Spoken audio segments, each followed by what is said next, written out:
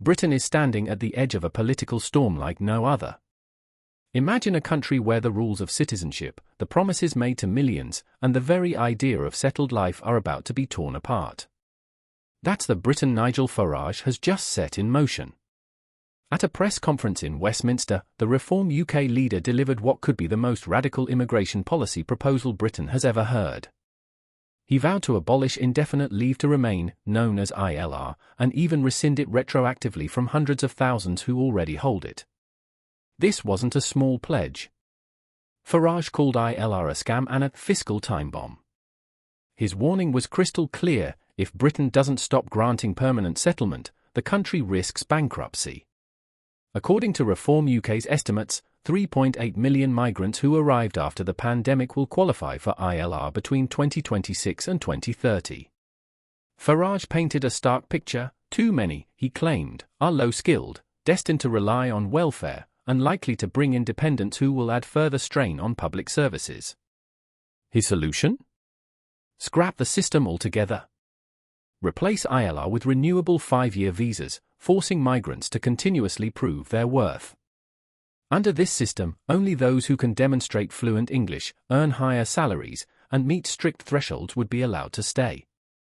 Others would be expected to leave voluntarily, or be deported under his uncompromising new policy, Operation Restoring Justice. And here's the part that shook the room: Farage claimed his plan would save £234 billion in welfare and support costs over the lifetime of these migrants. He thundered, "Under a reform government, welfare will be for UK citizens only. The era of cheap foreign labour is over. The Tories and Labour have turned the UK into a food bank for the world." But even as he made those claims, trouble was already brewing. The Centre for Policy Studies, CPS, the very think tank whose figures Farage leaned on, rushed out a statement. They admitted that after new data revisions from the Office for Budget Responsibility, their earlier estimates of migrant costs were no longer reliable. The message? Farage may have his political bombshell, but the numbers behind it are shaky. Still, the headline had already landed, and Britain's political class was scrambling to respond. But the story didn't stop with Farage's proposal. The spark truly ignited when London's Mayor, Sadiq Khan, stepped onto the stage.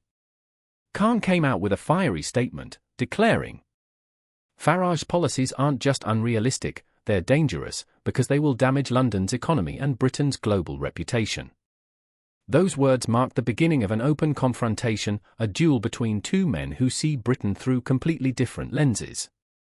Farage believes London has become too open a capital, a city that risks losing its national identity.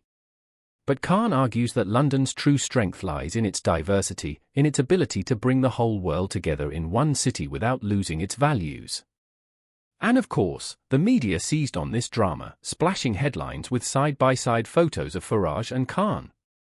London at the heart of the battle. Khan stands up to Farage. The future of the capital at stake. This clash reminded people of the Brexit referendum days, the same heated rhetoric, the same divisions, the same raw emotions. But there's a difference now. Britain isn't debating leaving Europe anymore. No, Britain is debating who gets to enter its house in the first place.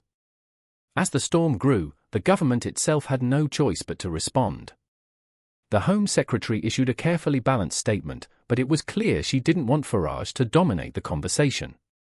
She said, "The government is committed to reducing immigration numbers, but we must do it in a practical way that protects the economy." Meanwhile, Labour, led by Keir Starmer, saw an opportunity. They argued, "Look, Farage is selling people illusions. The truth is, the economy needs migrants, especially in healthcare, construction, and technology." And that's when the big, uncomfortable question surfaced. If Britain closes its doors the way Farage suggests, who will build the hospitals? Who will run the trains? Who will fill the desperate gaps in the care sector? These aren't abstract political questions. They're questions about people's everyday lives. While Farage was busy selling his vision of a Britain free from mass migration, economists were sounding the alarm.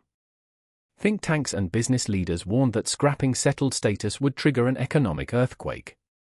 One business federation put it bluntly: If you drive out hundreds of thousands of workers overnight, Britain will face a labour shortage unlike anything we've seen before.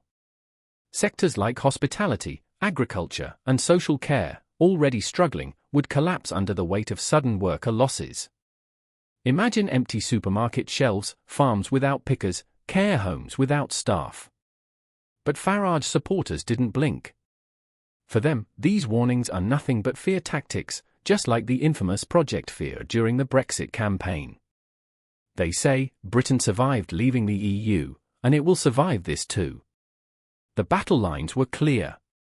On one side, a populist movement saying Britain must reclaim control at all costs. On the other, economic voices saying be careful, because this will come with a price you can't afford. And just when the debate couldn't get any hotter, another controversy erupted.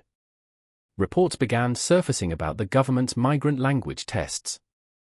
Thousands of people who had lived and worked in Britain for years found themselves caught in red tape, failing tests, missing paperwork, facing the terrifying prospect of deportation. For the tabloids, this was dynamite. Stories of hard-working families, suddenly at risk of losing everything, dominated the front pages. Pictures of mothers in tears, children scared of being split from their parents, filled the public debate with raw emotion. Farage used these stories to his advantage. He argued, see? The system is broken. Migrants don't integrate, and Britain pays the price. But Labour hit back, saying these tests prove exactly the opposite, that the system is cruel and unfair, punishing people who have built their lives here. And once again, the central question of British politics thundered louder. Is Britain a fortress, or is it a home? By this stage, the debate had gone far beyond policy details. It had transformed into a clash of visions for Britain's future. Nigel Farage stood firm, painting himself as the voice of the forgotten majority. His message was clear: Britain has been too soft for too long. It's time to take back our country. His rallies echoed with chants, his supporters waving Union Jacks, believing this was the next revolution after Brexit. On the other side stood Keir Starmer, the Labour leader who branded Farage's plan as nothing short of reckless. Starmer thundered in Parliament.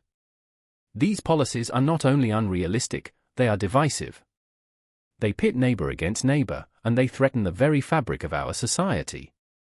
The contrast was stark. Farage, Britain as a fortress, guarded, controlled, uncompromising. Starmer, Britain as a modern nation, open but fair, pragmatic but humane.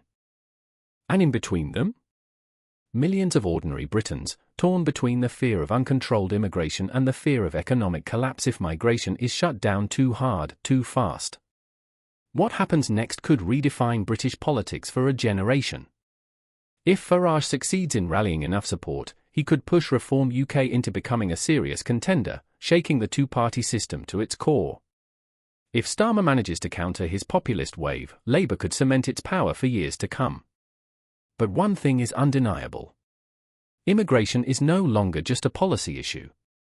It's the fault line of British politics, the battlefield where the future of the nation will be decided. And as Britain watches this storm unfold, the world is watching too. Because what happens in Westminster doesn't stay in Westminster. It sends shockwaves across Europe, across the Atlantic, and into the very idea of what a 21st century democracy should look like.